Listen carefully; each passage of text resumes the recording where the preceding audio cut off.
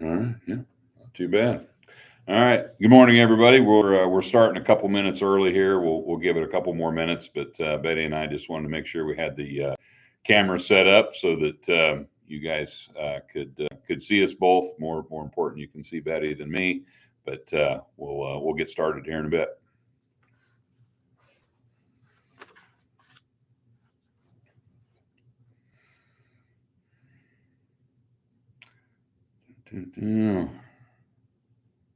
See, Meryl's texting us.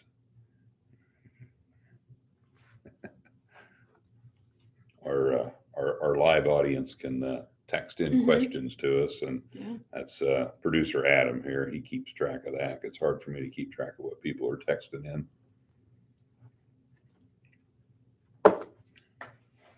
We've got some great loyal followers that are always good for texting in questions, and sometimes they'll email me stuff between episodes, and the live participant audience is our favorite. So let's see, we'll go ahead and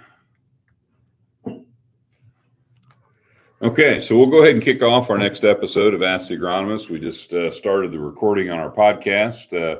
We recorded a podcast episode for the first time 2 weeks ago on our last episode. So you want to adjust something, Adam? Yeah, I'm getting.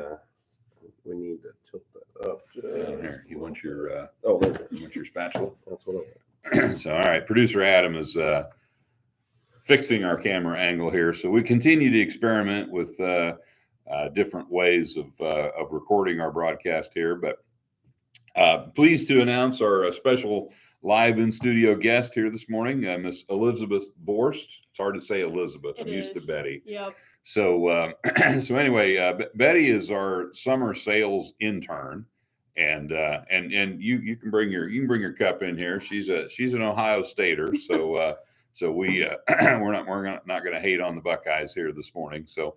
But anyway, Betty has been spending the summer with actually working with kind of shadowing with Chris Bachman, one of my FSRs, and she supports our entire West Central Illinois team.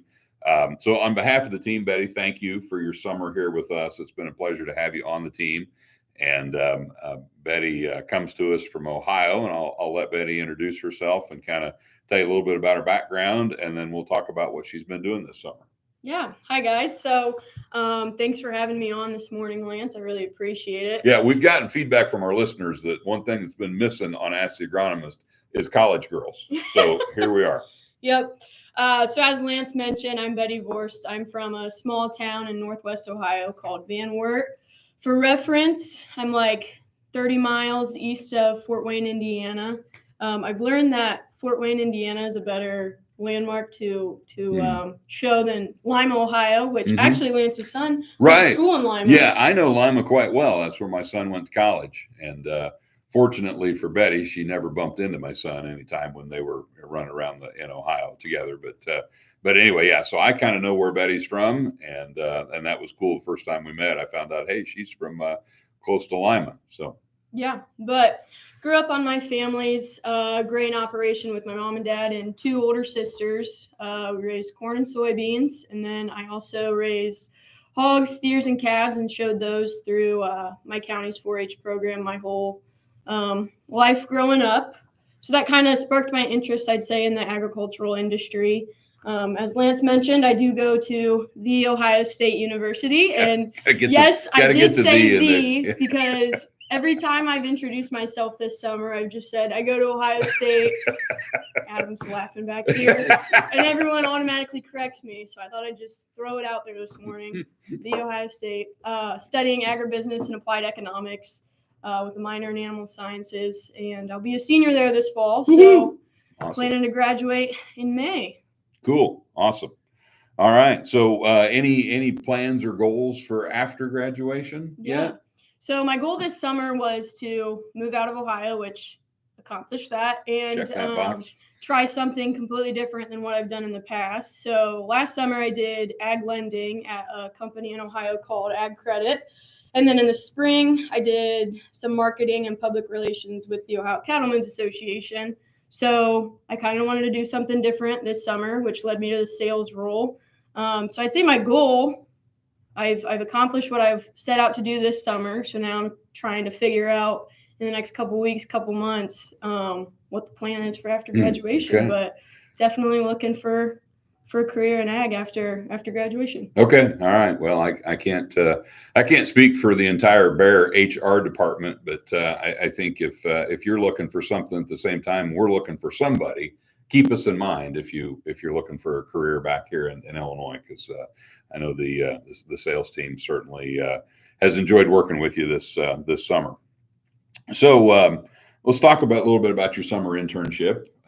Tell us, what you liked the most about what you've done with us this summer, and then we'll find out what you didn't like about what you've done with us this summer, and don't hold back. We appreciate the honest feedback here on Ask the Agronomist. So. Yeah. This summer I've gotten to experience so many different things other than just sales, and I think that's my favorite part, is seeing all different sides of the business, not only the sales world. I've been able to tour the seed production plants in Farmer City for DEKALB and Stonington for Asgrow, which were pretty cool opportunities. I've gotten to spend days with the research team, a couple of days in Roanoke. I've met with the climate folks, with our customer business advisors. I've just seen so many different people and so many sides, I guess, of the business and different roles. And I'd say that's been my favorite, is just because I'm so curious. I'm a curious individual, and I've wanted to, like I said, this summer, my goal is to try something different. Right. And I feel like I've gotten so much more than just sales experience with all my different opportunities I've had. Yeah. Sometimes sales interns with seed companies, you just pound field signs all summer long. And that's not very beneficial for someone who's wanting to see what's out there. So so that's kind of been the running joke with me and my mentor, was I don't want you to just get out there and pound some posts and put up signs. I think I put up 10 signs this entire summer, which is great. That's probably at like least 9 more. experience. It's probably 9 more than your mentors put up. So. You're not wrong. I think. Sorry, Chris, if you're watching, but. So what about, have you ever spent much time in Illinois before? I have this not. summer? So what's your assessment of Illinois? Illinois, I'd say is pretty similar to Ohio, but you guys, I think, are a couple weeks ahead of us, I'd say. Mm-hmm. You guys get your stuff in the ground. When I was driving out here, I don't think anything was up in Ohio, and like as I was traveling across Indiana, stuff was like poking up, getting gradually taller and taller, which was cool to see back in May. It would have been more than 2 months ago now. But I've liked Illinois. My sister, she lives in Champaign, but I've never come out and visited her. Sorry. But I can see myself, coming back and making some trips. It's definitely been enjoyable. Okay, cool. All right. Well, I think, Illinois certainly is a pretty progressive, aggressive state when it comes to, our agriculture and farming, and we like to get an early start. And a lot of times I think it surprises, sometimes Bayer gets surprised too by how early farmers like to plant in Illinois, because we challenge our production facilities every year that, farmers don't start planting in May. So we need to get the seed out earlier, because we have guys every year. If it's fit, somebody will be planting in March here in Central Illinois. And I think that surprises a lot of people that we start that early. So let's talk a little bit about your summer project that you have. So in addition to this, all the day-to-day stuff that we try to expose you to, every intern has a quote-unquote project, and I think you'll be giving a presentation in St. Louis back to the group on what your project was. So tell us what you've been working on. Yeah, so my project this summer, I've been working on rolling out the first year of the West Central Illinois Yield Chasers contest to dealers and growers. So I've just been floating around. I have a stack of flyers that comes with me, and just kind of talk through this contest that we're doing. And I'd love to talk through it now if I can. Yeah, no, please do. For the viewers out there. Please do. So as I mentioned, we're doing a yield contest in its first year this summer, or I guess this will be coming this fall, just to showcase what our brands kind of stand for, high yields, high performance. We'll have 3 winners for DEKALB and 3 winners for Asgrow per pod. So the northern 4 territories will have 3 winners per brand, and the southern 3 territories will have 3 winners per brand. First place winner will get a trip to the Commodity Classic, which is in Orlando, Florida this year. I think it's March 9th through the 11th, I believe. But a trip for 2 to that. Second place will win a DEKALB Asgrow branded Montezuma toolbox. And then third place, they're actually partnering with a local FFA chapter as part of their own project to make a fire ring, like a die cut heavy duty fire ring for the third place winners. And then everybody who submits a yield check will be invited to a luncheon banquet kind of thing in Peoria in early February. I'll be gone by then, so well, I can't speak much. You're welcome to come on back. that. If you want to make that one. Sometimes the roads are really nice from Ohio to Illinois in February. Of course, yeah. Might come back to that, maybe. We'll see. But everybody that submits a yield check will be invited to that banquet where I'm sure Lance will be there speaking, as well as some other guests. Speaking of speakers, Adam, did I hear a rumor that we've got a famous Dr. speaker lined up for that? Yep, so we got Dr. Belo committed. Yeah. You don't want to be listening to Betty and I talk if you can listen to Dr. Belo. So that's awesome. Appreciate Fred for supporting that effort. And I'll interject a little bit here on the yield chaser thing. Yield chasers is something that other DEKALB and Asgrow teams in Illinois have actually been doing for several years. We've been a little slow here in West Central Illinois to get on board with the yield chaser contest, but other teams around us have been doing yield chaser events for several years and actually have some pretty big contests with a lot of entries and we're kind of starting small here with our contest, trying to get it off the ground. But just really encourage people to reach out to your FSR, reach out to your dealer. If you're talking with Betty, she can get you signed up for the contest. But really no limit to the number of entries that we can get, and the more the merrier. And it's really just a way to celebrate performance and yield and have a little fun. And we're going to talk here on Ask the Agronomist. We always do kind of a crop update, and the crop certainly looks fabulous right now. So it looks like we've got some great yield potential across our geography. So we can help you celebrate those yield successes with our yield chaser event. So I'll let Betty continue with her. Yeah. For sure. There's 2 ways you can submit a yield check. You can do 1 1/4 acres and weigh it in a weigh wagon and get a scale ticket, or after harvest. So you're going through climate and you find a little block that's looking pretty good, or when you're cutting whatever crop you were with, you can cut out a 10-acre block in climate and upload a screenshot to the entry form. So if you're not familiar with how that gosh, I just lost the term. What do we call that? The performance. What do you call it when you can draw the picture in climate and regional report? Thank you. Gosh, I'm getting old. So if you've never done a regional report within Climate Field View, it's really cool on your iPad. Which here's mine right here. On your iPad, you can just draw that region on the map, and it will calculate what the average yield was within that region. So that's what Betty's talking about. You can do that. And how much easier than that can you get to enter a yield contest? So you don't have to scale it. You don't have to weigh it. You can, if you want to enter the NCGA yield contest with corn, then there are specific requirements for acreages and scale. And if you get above 300 bushel, which hopefully some of you do, you need to have a witness to that, and you need to have scale tickets. And so if you want to enter NCGA contest in addition to our yield chaser contest, you don't have to do both, but if you're going to do one, maybe you might as well do the other. And our contest is not as stringent on the requirements for the yield check as NCGA. But if you want to enter NCGA, obviously everything you do for that will qualify for yield chasers as well.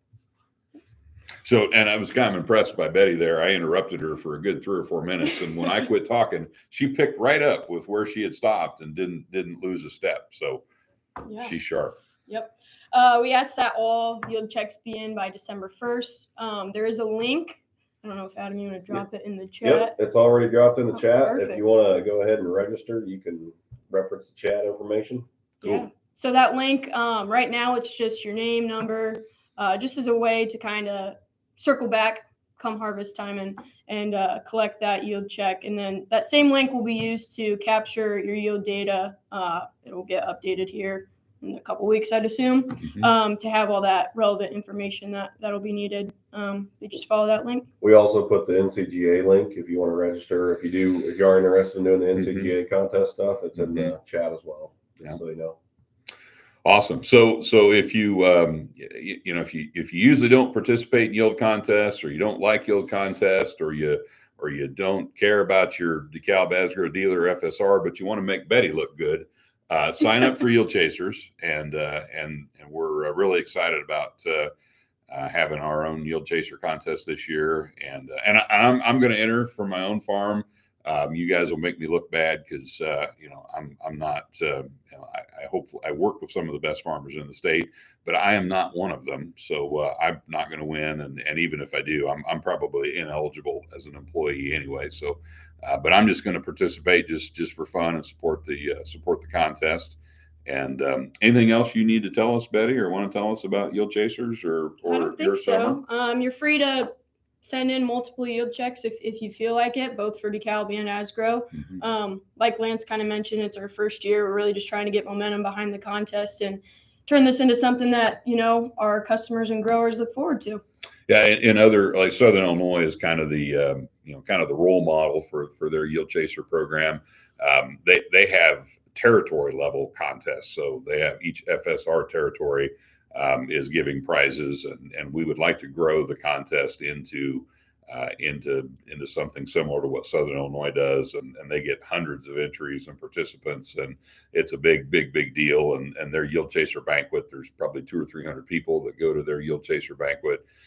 So it's a big deal for other sales teams, and we're hopeful that we can get to that level here in West Central Illinois as well. So thanks, Betty, for helping us get our Yield Chaser event off the ground. Thank you for all your good help. She helped me do a couple plots this summer, and it's excellent help doing a plot as well. So nice to have a hardworking farm girl that knows her way around a planter and a tractor and doesn't mind pitching in and working hard. So it's been great to have you here this summer, Betty, and appreciate all your help, and best of luck senior year at the Ohio State back home in Ohio, and don't be a stranger. So for sure.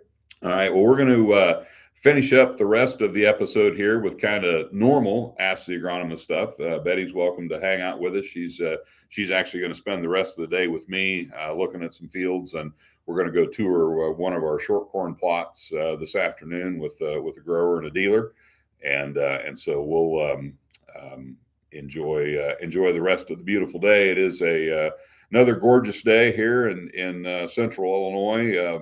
Pretty moderate temperatures this week. Unfortunately, a lot of us didn't get rain this week, so I'm envious of those who got some beneficial rain this week.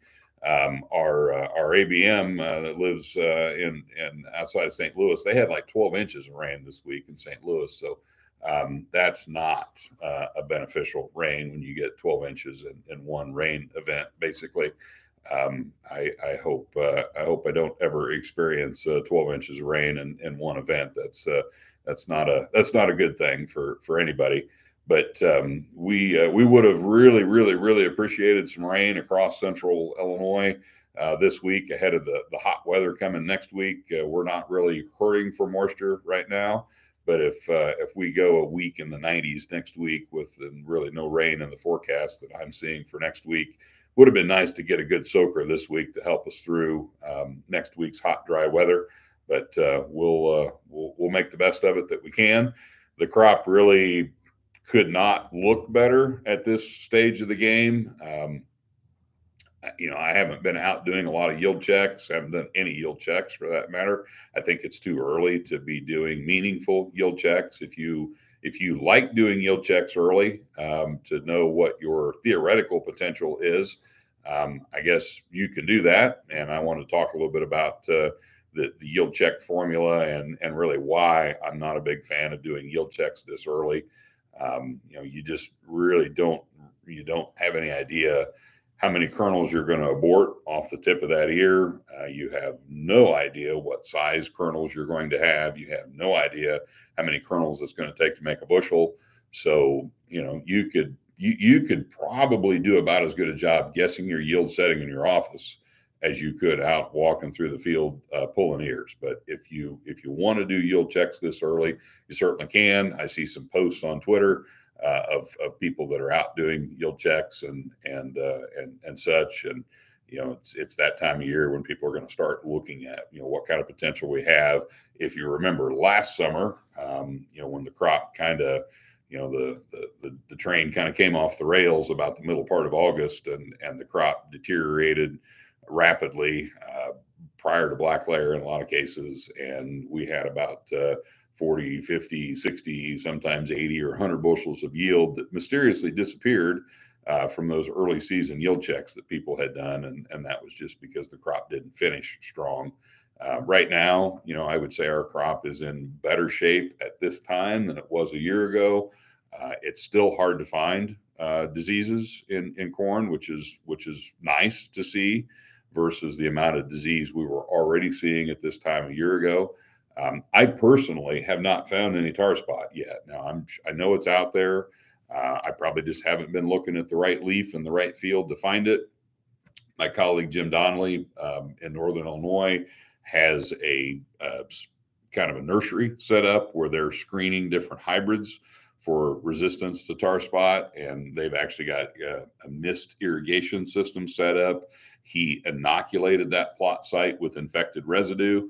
And Jim's had tar spot in his inoculated disease nursery for over a month, and it's pretty progressed. But if you think back to last year, all the cloudy, hazy days we were having, all the moisture that we had, the humidity, the days when it was wet till noon, the rainfall events we had, the amount of rain we had, we probably had a better environment for tar spot a year ago than we've had so far this year. Especially in parts of the state that have been pretty dry. Now, if you get down into Chris Callow's area, there's been more rain, there's been more moisture. Adams territory's had a lot more rain than other areas have had. So we could see actually some parts of the state that we tend to think of tar spot as being worse to the north, but it's actually probably worse wherever the environment's right. And the environment may have been more right for tar spot on the I-72 corridor this summer than it has been further north. So it's hard to say who's going to have the worst tar spot this year. I would, I'm highly confident that long before the season's over, we're going to have some tar spot. But if it comes in late, like it has in previous years, hopefully it will not be yield impacting. And if you've been making your fungicide applications in corn and been prepared to make that second fungicide application in corn, so far, knock on wood, it doesn't appear to be the kind of year where we're really going to need to have, that second application of fungicide. I think there's going to be a lot of people trying that. I'm going to be trying that on my own farm at home. So we've got our first application has been made. And we're going to come back at about the R3 to R4 growth stage, about 3 weeks, roughly, probably after that first application, and make a sequential application of fungicide on what I'm going to do on my farm, since it looks to me like I probably don't need to do every acre that way. I'm going to, on all my fields that are big enough to spray crossways, I'm going to spray a strip either diagonally across the rows, and then each pass through the field with climate. As I'm recording my yield data, I'll be going into and out of that over, that 2 application strip through the field. And I think that's probably the best way to see what sort of response you're getting from that second application, and utilizing the yield monitor to basically turn that field into a fungicide experiment. Another fungicide experiment I've got going on, I've got 3 different rates of the same fungicide applied at the same time. So with our Delaro Complete, our standard use rate's 8 ounces. I've got 8 versus 10 versus 12 side by side. And then we're going to go over the top of that crossways with an additional 8 ounces with that second application. So I'll have 8 followed by 8, 10 followed by 8, 12 followed by 8, all on the same hybrid at the same date of application. So will be interesting to see what we see out of that. But so far, we're seeing some gray leaf spot, which is very normal. We haven't really seen any southern rust yet. I mentioned I haven't found any tar spot yet. There's been lots of reports of people finding what they thought was tar spot. In every case that I'm aware of, it's been, upon further investigation, it turned out to be fly crap or some other thing causing some black specks on corn leaves. And it has not turned out to be actual tar spot yet, but I'm sure it's out there. If you want to be looking for tar spot, look on the lower canopy. It develops in the lower canopy first. If the first leaves you find your suspected tar spot on happen to be in the upper canopy, it's probably not tar spot because it starts at the base and works its way up, as does gray leaf spot. So if you want to look for gray leaf spot, look down in the canopy, and that's where you'll find it first. But we've still got plenty of time to develop a significant infestation of tar spot. So we can't say that we're not going to have bad tar spot, but the longer we go before we find it, the less likely it is to be yield impacting. And southern rust is fairly common for it to show up late. It has to move in. It does not overwinter here, so it blows in from the south every year, and we really haven't had a lot of storm fronts coming up from the south, which is typically how we get those spores blown into our area. So it's fairly common for southern rust not to show up until August. August is not quite here yet, so we can't say that we won't still have bad southern rust as well. So I don't want to be overly optimistic that we're not going to have bad disease just because the crop is so healthy at this stage of the game. But this year has been a lot different than last year from an environmental standpoint. And diseases you've probably heard of the disease triangle. I hear these days they're trying to turn it into the disease square because they're adding time to the 3 corners of the triangle. Personally, I wish they would have left it a triangle and just put time in the middle of the triangle instead of turning it into a square. So I'm getting a thumbs up from Adam on that idea as well. So that's my pitch to the pathology world is let's leave it the disease triangle. We don't need to make it the disease square.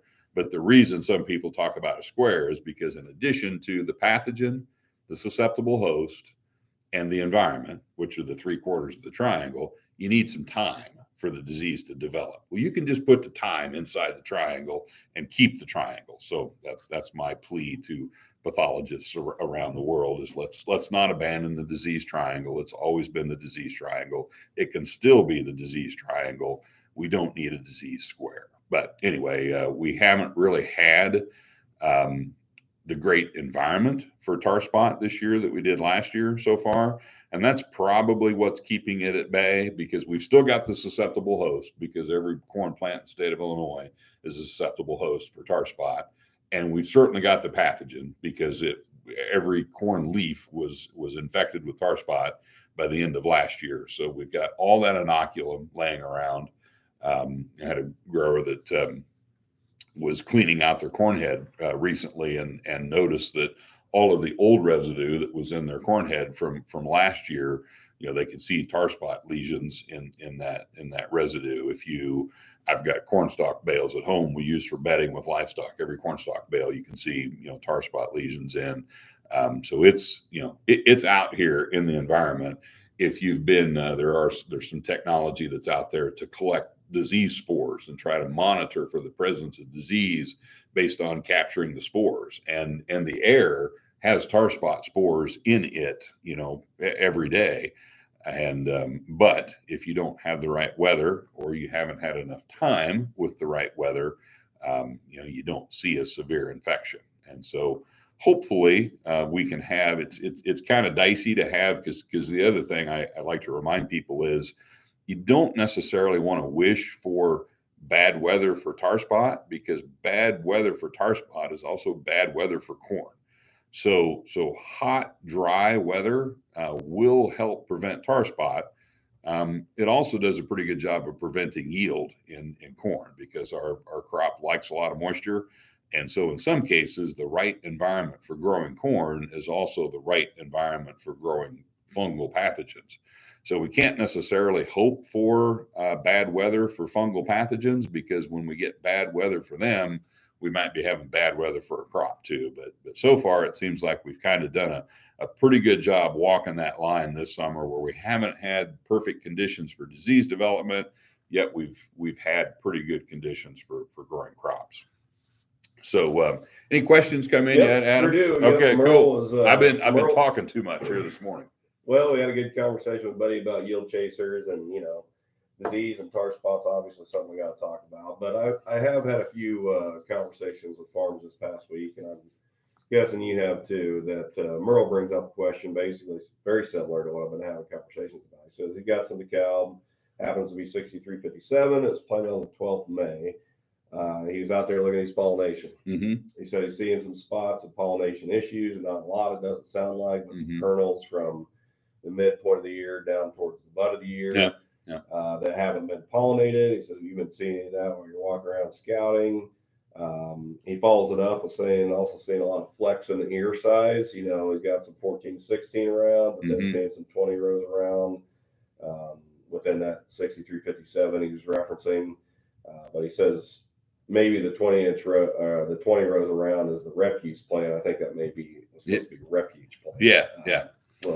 Little autocorrect there. So maybe address that. What are you seeing for pollination? Are you seeing a few misses? Is that something we need to be concerned about? And you might, if you can grab it out of the team chat, you might pop up one of those pictures I sent of the beetles. So while we're talking about pollination, so I think it's fairly common for pollination to be, a little bit imperfect. If you're missing kernels towards the butt of the ear, that's probably an indication that we got some pretty long silks before we had pollen. And that's a trend that I see in modern hybrids. Most modern hybrids will silk very strongly. And that's actually one of the ways we bred drought tolerance into corn hybrids is they push silk very aggressively. And silks are about 95% water. So, in the old days when we'd have a drought, one of the ways you'd get barrenness or lose a lot of yield was the plant would not silk. And so you'd have tassel producing pollen, you'd have plenty of pollen, but if there were no silks to capture that pollen, you would not have any kernels. And as we've bred for drought tolerance, one of the kind of things that comes along with drought tolerance is really strong silking. So it's fairly common for hybrids today to have silks before they have pollen. And if you have silks for 4 or 5 days before you have pollen, those silks start to get quite a bit of length to them, especially if you've got good. So Adam's bringing up a picture here. So if you can see that, not much silk left on that. Those are northern corn rootworm beetles and Japanese beetles just feasting on pollen, actually. And while they're feasting on pollen, they're clipping silks. So if you had beetles in your fields, probably didn't have as many as that gentleman there, but that field was from Knox County, by the way. I was just in that field yesterday and was pretty surprised at the beetle population, especially the northerns in that field. I was somewhat shocked actually at how heavy the northern corn rootworm pressure was in that particular field. But if you saw any beetle pressure, Japanese beetle or corn rootworm or any silk clipping beetles in your fields, that could contribute to pollination issues, but they're typically going to affect pollination at the tip, because usually you'll get some of the ear pollinated before the beetles move in and start clipping silks. And so they will typically interfere with the second half of the ear pollinating. If your issues are more towards the butt, that's oftentimes didn't have enough pollen early. And by the time you had a lot of pollen, you had long silks, and those long silks are covering up some of the silks underneath the silks on top. And the silks come out from where they're at on the ear. So the bottom silks, the silks on the underside of the ear at the base, are the ones that tend to get covered up by the others from the rest of the ear as they emerge out the top. So if you're missing kernels at the base, at the butt, on the bottom side of the butt, that's typically the ones that maybe got covered up. And if you didn't have pollen as those silks emerged out the end of the husk, and those silks got long, that tends to be when you see that. It doesn't necessarily impact yield because it kind of, there's a certain number of kernels that plant is able to support. So if your plant can support 580 kernels, let's say, just to pick a number, it doesn't really matter where on the ear those 580 kernels are. And if you pollinated 620 kernels and your environment can only support 580, you're going to abort 40 kernels off that ear. That's just the way it's going to happen. And it doesn't really matter whether you've got perfect pollination or not. As long as you've got 580 kernels on that ear, you're going to end up with the same yield because that's what that environment can support. Now, where pollination can hurt your yield is, let's say everything is freaking awesome in your cornfield because you're a good farmer, getting good weather, planting good hybrids, doing everything right. And your environment could have supported 600 kernels, but you only fertilize 590. You'll have no kernel abortion on that ear, but that plant could have supported 10 more kernels. So that's why we say we like to see some tip back. So if you're looking at fields, from here on out, and you see zero tip back, you've got ears filled out to the end on every ear, you've got no aborted kernels, you got perfect pollination, that ear is full and just gorgeous looking. What Adam and I would say is, well, we should have had a few more ears out there, because if you're not getting any tip back, that means we're leaving some yield on the table. So we would like to see a little bit of tip back on every ear, and then at least you got all you could. If you don't see any tip back, then you don't really know how good that field. I mean, let's say that field makes 280 with no tip back. Could it have been 300? I don't know, but it could have been better than 280. So you want to see a little bit of tip back. So I guess, Merle, what I would say is on those ears that you're missing some kernels on, if you're still getting a little bit of tip back on that ear, those missing kernels aren't hurting you any. If you don't see any tip back on those ears with missing kernels, then the missing kernels, might be hurting. One thing I think a lot of growers have noticed this year is we've got really good stands in a lot of fields. I think ear counts are going to be high this year. The higher your ear count is, typically the fewer kernels you will have on each ear. And it's just like there's a certain number of kernels that plant can support per plant, there's a certain number of kernels those plants can support per acre as well. And that's where actually yield is coming from, is kernels per acre, and then what size that kernel is. And one thing that I wanted to mention about your yield calculations that you're doing, if you're familiar with the yield formula, so I'm going to get my calculator out here. So your yield formula is kernels per acre and then how big those kernels are. So we typically get kernels per acre by ear size and ear number per acre, and then you calculate that back by dividing by how many kernels it's going to take to make a bushel. So if you've got, Merle, you said you were finding some 14 row ears, and I've had growers question, well, I thought they'd be better than that. 14 seems a little skinny to me. I've had pretty good growing conditions. Why do I only have 14 kernel rows? I don't get concerned about only 14 kernel rows, because those kernels are going to be huge in most cases on a 14 row ear. And so it's not going to take as many of those kernels to make a bushel as it does if you've got 18 rows on an ear. So within reason, I argue that row number does not matter. Now, if you can get 18 by 40 of big kernels, obviously that yields a lot more than 14 by 40 of big kernels. But typically, if you've got an 18 row ear, that ear is going to be shorter and those kernels are going to be smaller. And you can absolutely achieve the same yield with a 14 row ear that you can an 18 row ear. And most of our calculations don't take that into account.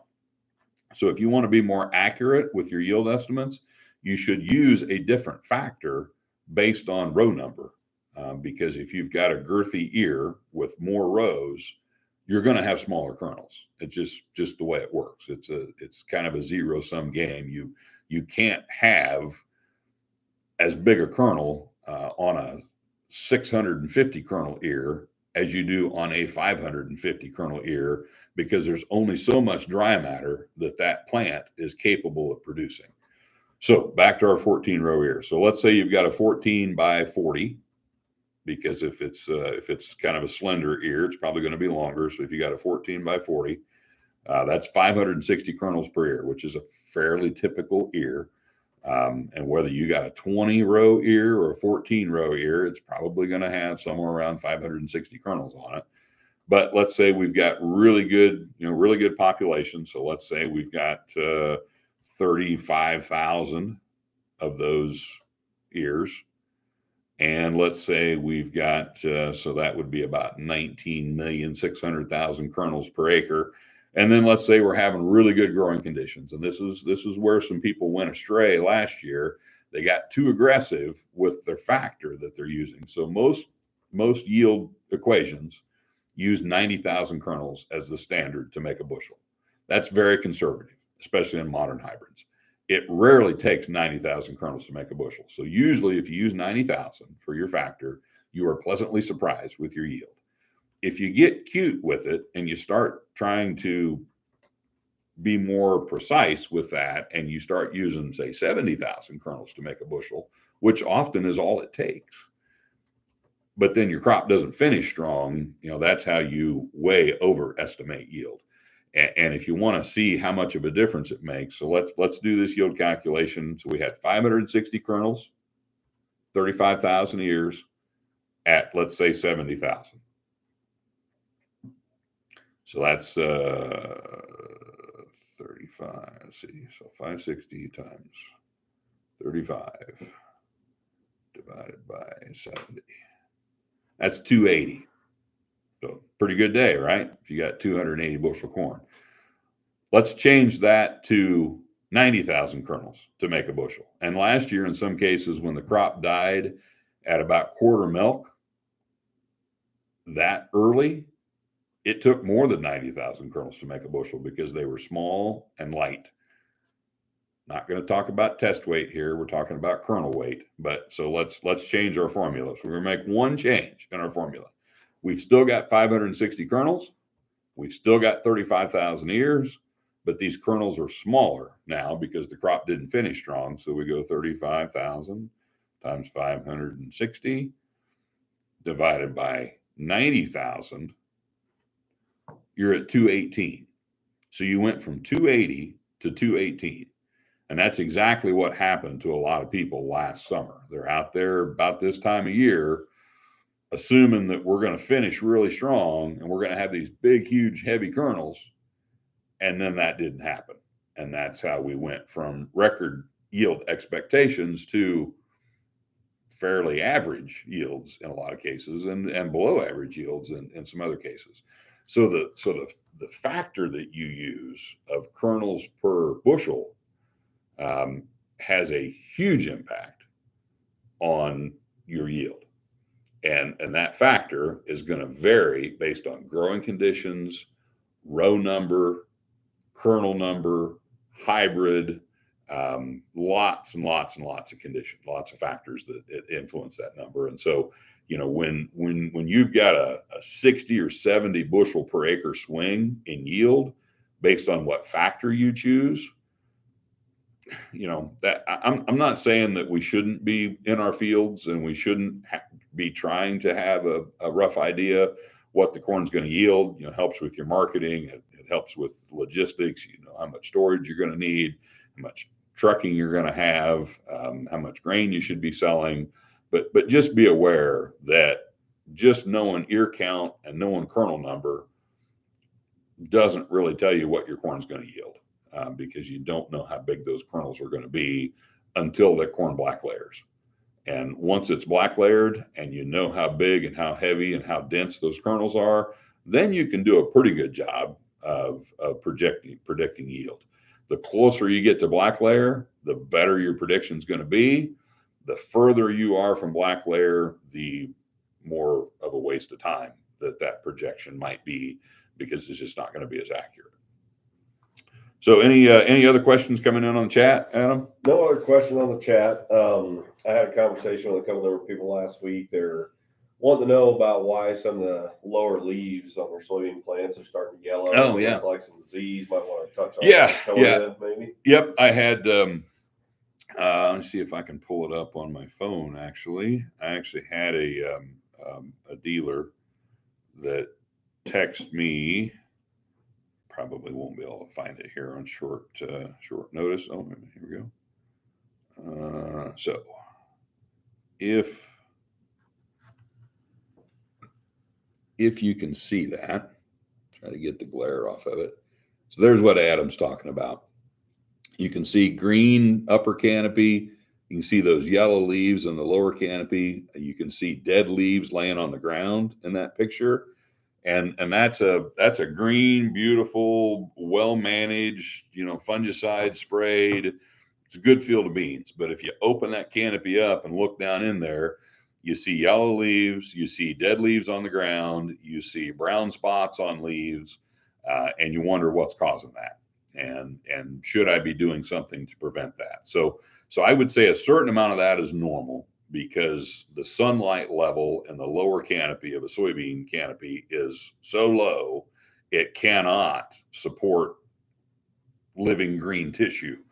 So it's very normal in a dense soybean canopy for the lower leaves to turn yellow, senesce, and fall off the plant due to lack of sunlight.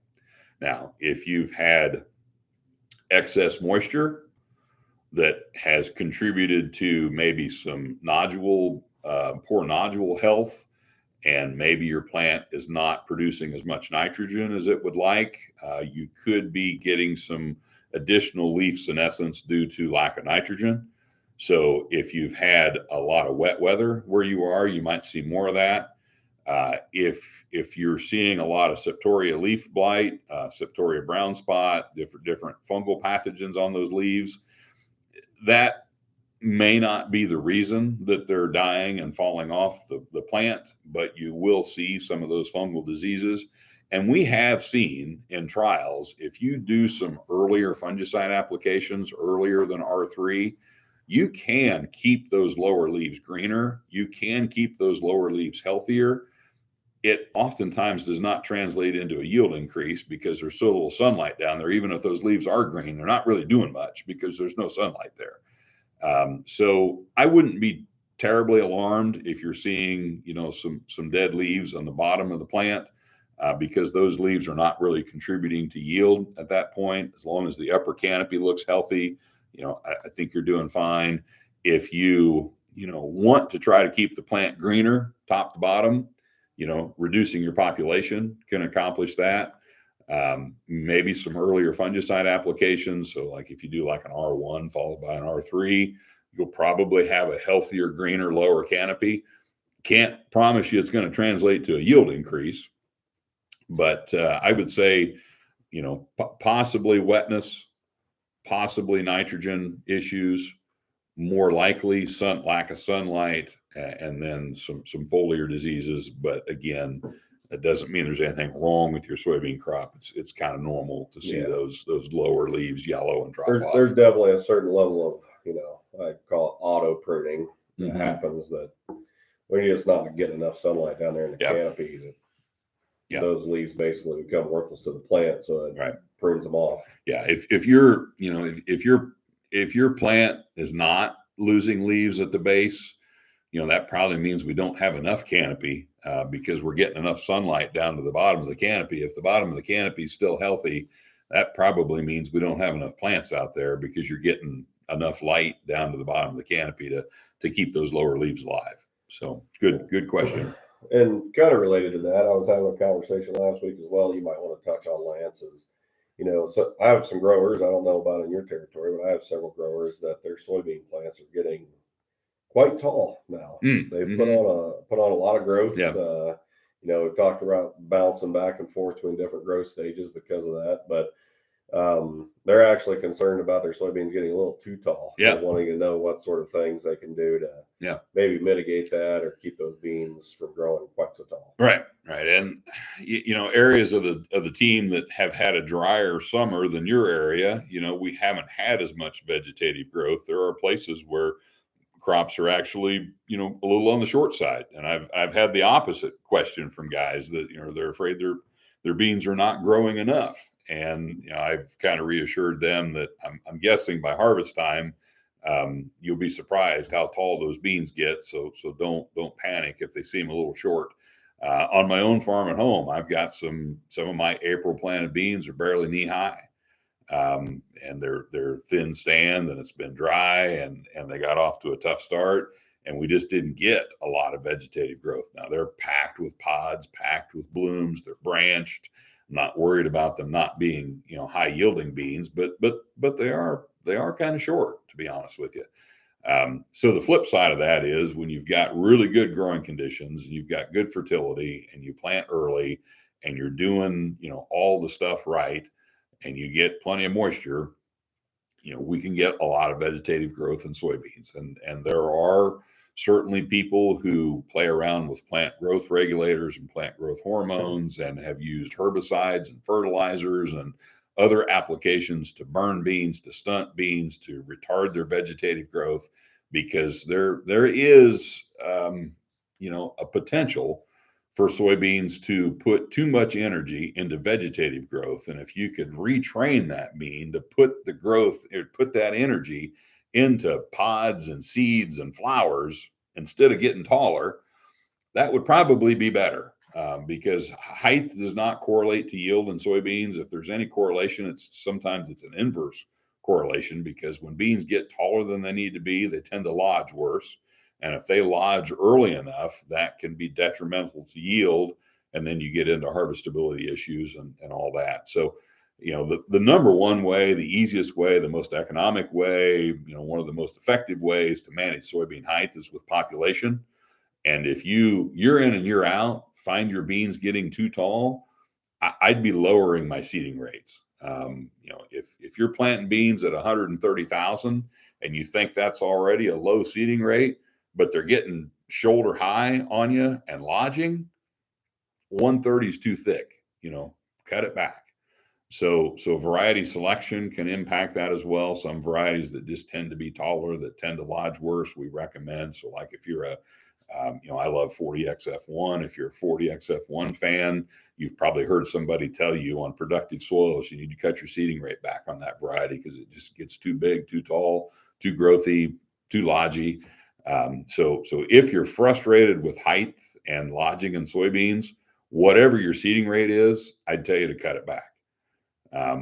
If you're already down to 80,000 and they're still too tall and lodgy on you, well, then maybe we need to look at some sort of a plant growth regulator type product. There are products out there that will suppress vegetative growth chemically.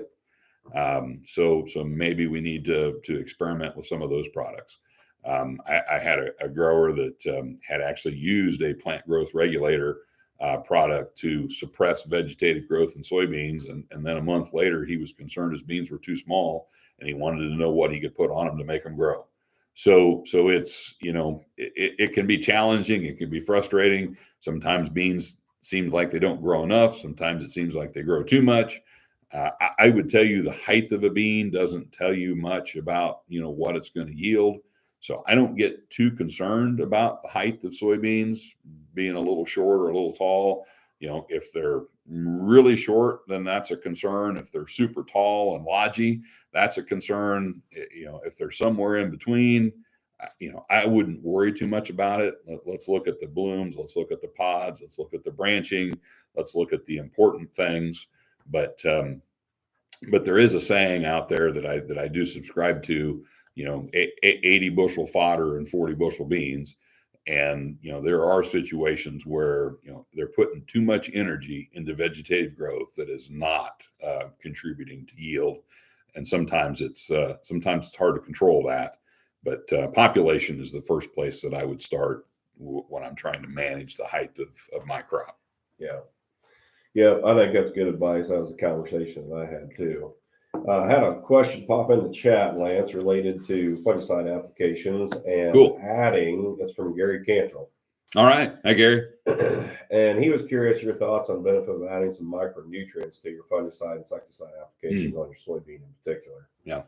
So you get a lot of questions about, when you're out there, you've got fixed costs and application, you're investing a lot in the fungicide, you're usually investing something in that insecticide.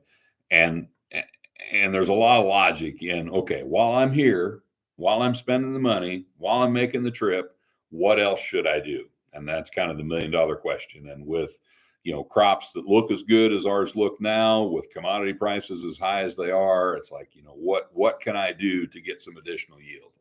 And, you got to draw the line somewhere, because, if you start adding in, I recommend using a good fungicide. Well, a good fungicide can cost quite a bit more than a cheap, crappy one. I would suggest investing in a good insecticide. Well, a good insecticide costs twice as much as a cheap one. I'm certainly a fan of making the application. And so while we're there, what else do we do? Well, we start adding in this nutrient, that nutrient. You can get $50 wrapped up in a fungicide application pretty quickly when we start adding in all the things that you can add. And it's hard to know where to stop. I like the idea of doing some foliar feeding while I'm there. I can't say that I've seen as much of a yield response out of the nutritionals as I have out of the insecticide and fungicide. So I think the low-hanging fruit is the fungicide and insecticide. But as we go on from there, micronutrients like boron, for example, I almost never see a tissue test that says the plant has as much boron as it would like to have. So that's a fairly common one. In some parts of the country, manganese is very responsive in soybeans. Some places have iron chlorosis issues. Iron can be responsive in soybeans. Nitrogen's kind of been the holy grail of, we all talk about how high yielding soybeans in theory should respond to nitrogen because they can't fix as much nitrogen as they need. But we don't often see a response from nitrogen in soybeans. And if you want to go after nitrogen in soybeans, foliar is probably not, the way to go, because you just can't get enough on the plant to have a big impact. But a lot of our foliar nutrient products have a little bit of nitrogen in them. Zinc is another micronutrient that is sometimes responsive. Sulfur is not a micro, but we see responses to sulfur. So there's a lot of, what I see from foliar products is you can get single nutrient foliar products and get probably enough of that nutrient on to be impactful. So like if you use a straight boron product, you can put a lot of boron on a plant because plants don't use much boron. And so you can apply a significant amount of that nutrient.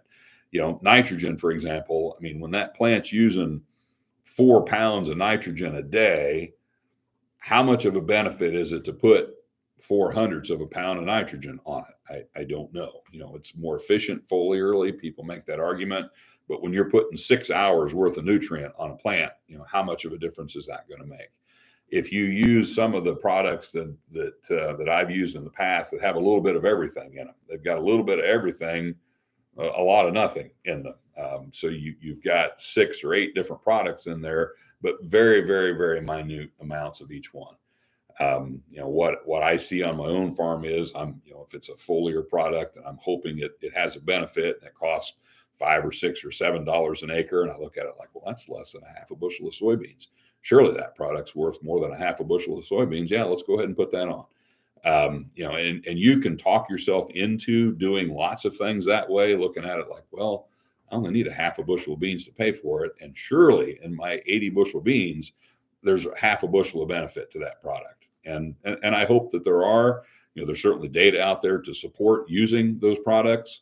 I would say, use some common sense. You can't just continually keep adding stuff to the tank, expecting everything to pay. And sometimes what happens is we we think, well, we're going to get a 4 bushel bump out of the fungicide, and we're going to get a 3 bushel bump out of the insecticide, and we're going to get a 2 bushel bump out of this foliar, and we're going to get a 2 bushel bump out of that foliar, and here's a plant growth regulator that's probably worth a bushel, and you add up 4 and 3 and 2 and 2 and 2 and 1 and get 5. So sometimes the effects are not completely additive. And the other thing that's frustrating from a research standpoint is when you do like 6 different things to a plant in a $40 an acre application, and you get a 7 bushel response, and you double your money on that $40 an acre investment. That's awesome. We want to do that all day long. And then you ask me, well, which one of the things I did gave me the biggest benefit? I don't have any idea, because we did them all at once to the plant. And Adam has worked with, Dr. Bilo over the years doing emissions plots, and emissions plots are really difficult to do. Those are very difficult studies to execute and design. And if you want to know what's actually giving you the most bang for your buck, that's the kind of trial that you got to do. We can't do that on, every crop field out there. So sometimes you just got to have faith that what you're doing is a good practice, and what you're doing makes sense, and what you're doing is going to benefit you over the long haul. And you just have to balance that with, I can't do everything. You could spend $100 an acre on amendments. You could spend $50 an acre on amendments. You could spend no dollars an acre on amendments. What's the right level for you? And that's going to be kind of a personal decision that each one of us has to make. But I struggle with that on my own farm. It's like, well, gosh, I'm there. I might as well do something else while I'm there to help benefit me. And drawing that line on, well, where do I quit, that's probably one of the bigger challenges that we have. So I see we're at our hour. Any other questions out there in the chat, Adam, that we should touch on real quick? Nope, nothing else to come in. Our next Ask the Agronomist will be on the 11th. Okay, well, and unfortunately, our next one will be Bettyless. Betty will be back to Ohio by that time, so we won't have Betty again here on Ask the Agronomist with us. But thank you again, Betty. Nice to have you here, and I'm sure all of our viewers have appreciated your being here as well. I was going to talk about insects. I was going to talk about weed control. I was going to talk about some other stuff. So we'll save that for the next episode. I will give just a little bit of an alert. Do be vigilant for insect populations. We are seeing some very high insect populations, high populations of Japanese beetles, high populations of northern corn rootworm beetles, and we'll talk about what that might mean for next year. Maybe in a future episode, seeing lots of stink bugs as well. We're going to be hot and dry next week. I think we'll probably be seeing some grasshoppers. So there's lots of bugs out there, and sometimes that is an overlooked pest in crops, and we throw our insecticide in with our fungicide and then kind of call it good. Just because you used insecticide with your R3 fungicide application and your VT fungicide application doesn't necessarily mean that you can't still have an insect problem that occurs after that during the growing season. So we might want to stay vigilant for those different insect populations, and we may see some situations where an additional application of insecticide might be warranted in some cases. So keep an eye on that. And we'll be back with you in 2 weeks again, which, Adam, what was that date again? August 11th. So hopefully everybody stay safe, get some rain, stay cool, and we'll be back with you in 2 weeks. Thanks.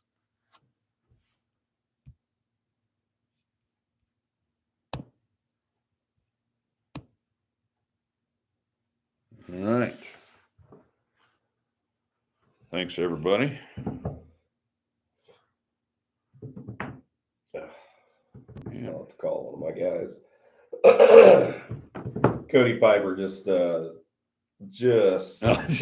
a question. A good one, probably. Yeah. Well, it says time for second bean fungicide out. And then Ep15 said good stuff. Enjoy these. Just a comment. But yes. Oh, it's not stopped yet, is it?